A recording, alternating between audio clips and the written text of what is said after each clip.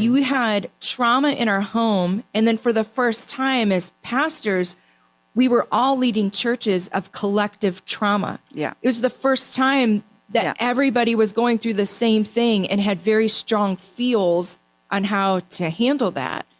And so I think what I'm most proud of is that Justin and I fought really hard to figure out how do we co-labor well in the dysfunction that is our world right now and of the pain of our church. And communication was key. And I would say communication and how we held space for each other.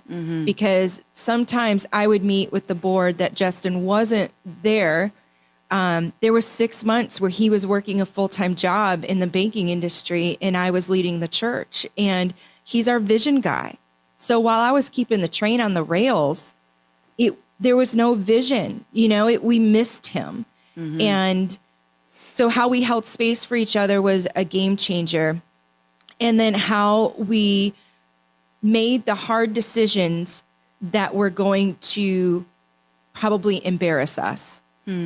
I think oftentimes we don't choose hard things because we're going to be embarrassed by it. Like in the little things, like, hey, let's try this event and 4 people show up. And you're like, well, stink.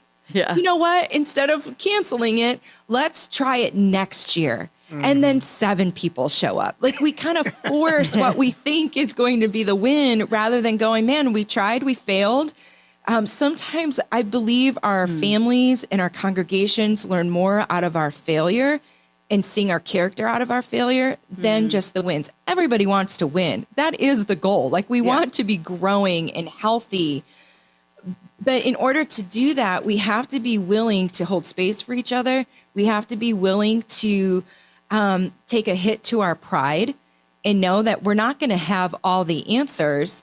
And I think because we were very intentional with each other in those spaces, not only did it keep us healthy in the midst of such unhealth, talk about identity crisis. I mean, Sure. my dad's Hispanic. So like when I found out my dad wasn't my dad, like identity crisis in a way that I still don't have words, losing the church and losing that identity as pastors. Like there was a lot that the old Justin and Trisha, it would have taken us out.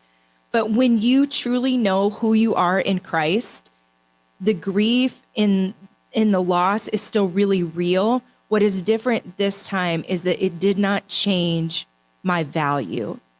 And when you lead to find value in your leadership, you'll always be disappointed.